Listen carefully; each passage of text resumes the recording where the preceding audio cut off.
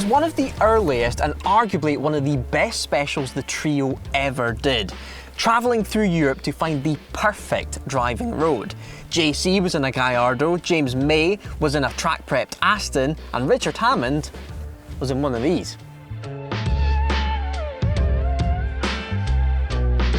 We don't have the Alps today, East Sussex will have to do, but we have got the car, a 997 GT3 RS.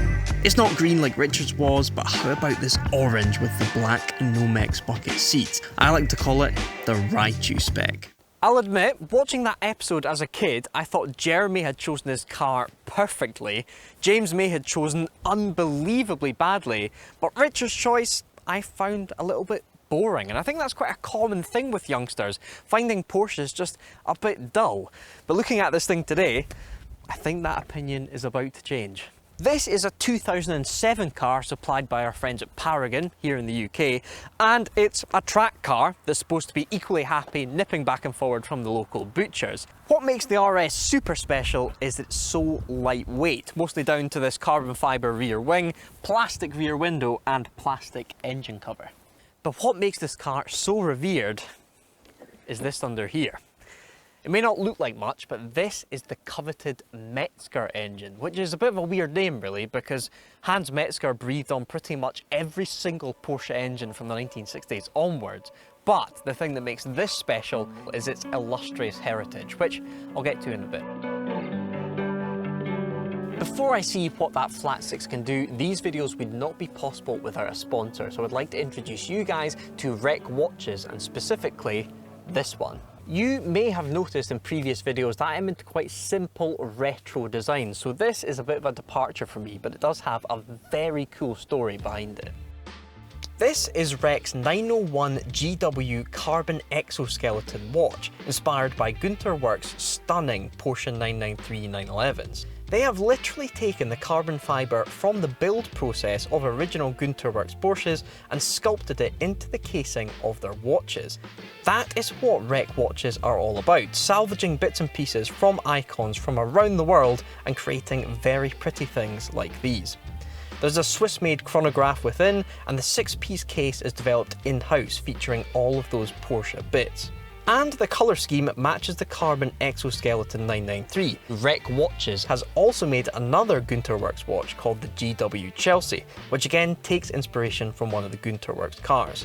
So if you're into retro inspired stuff, and maybe even a 993 comes above this in your Porsche hierarchy, click the link in the description below to check out Rec's Gunter Works watches and use the code DRIVETRIBE10 to get 10% off your watch, on top of 15% off if you pre-order a watch. Go on, you deserve it.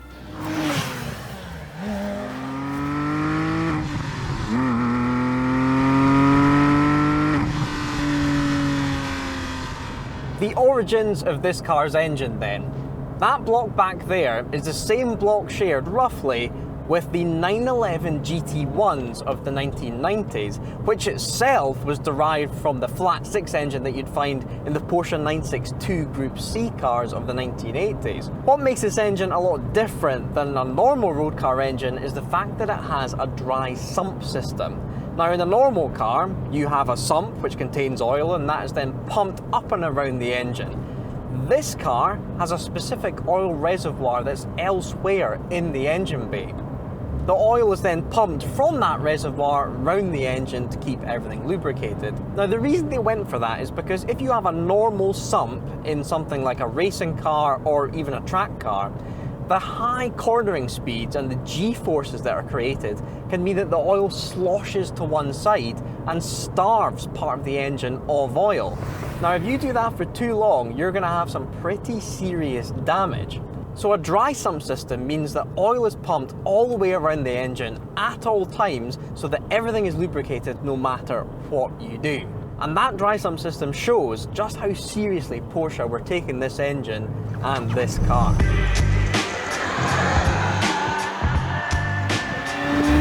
In terms of my first impressions of this car as a kid, I think I simply wasn't old enough to pick up on the subtleties of the top level Porsches.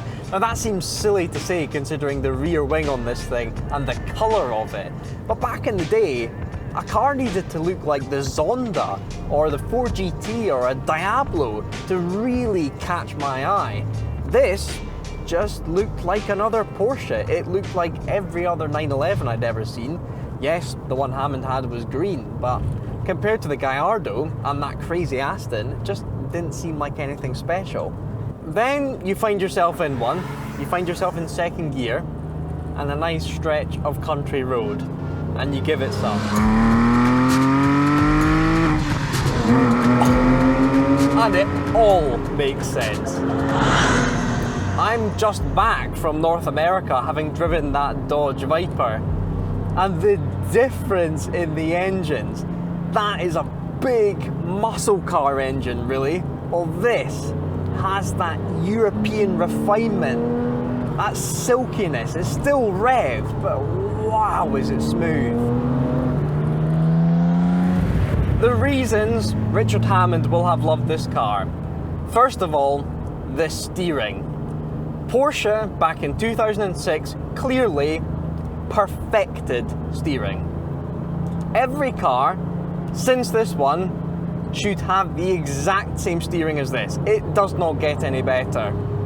The first thing you notice when you get into the car is just how sharp the steering is. This thing is what, 14 years old now, and it is as sharp as a pin. And then coupled with that is the way this thing stops. For its time, the GT3 RS had enormous brakes on it. That means this thing literally stops on its nose. Because it's only 1400 kilograms, you call upon those brakes, boom, you are stopped. This thing on track with this steering and those brakes must be an absolute weapon. And then, of course, there's the Metzger engine. Now, people from the likes of Evo magazine will wax lyrical about this engine, talking about how fantastic it is. And to be honest, they know exactly what they're talking about. The flywheel seems tiny, so the rate that this thing picks up revs is phenomenal. When you just go for a normal gear change, the revs die. You have to be quite quick with the gear change to get it in, otherwise they die that bit too low. But when you're blipping down the gearbox, I mean, that is just incredible. Rapid, absolutely rapid. There's something about the gearing, the feel of the throttle, and the rate that the revs pick up. It is just spot on. The RS is so keen to turn in, encouraging you to show a corner so that it can dart in, transfer its weight, and then have all the traction you'll ever need coming out the other side. It is one of the greatest handling cars I've ever driven, and that's just on the slightly twisty roads of the south of England. This thing on the Stelvio Pass must have been magical.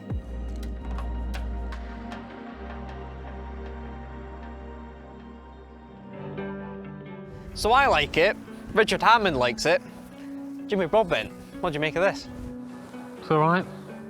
Thanks, Jimmy.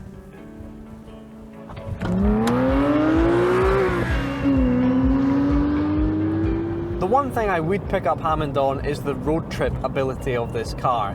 It's a bit stiff and a bit clattery to be doing 1,000 miles through Europe or America.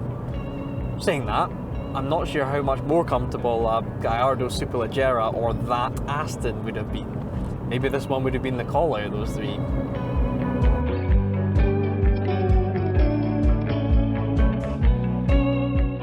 So, was I wrong as a child?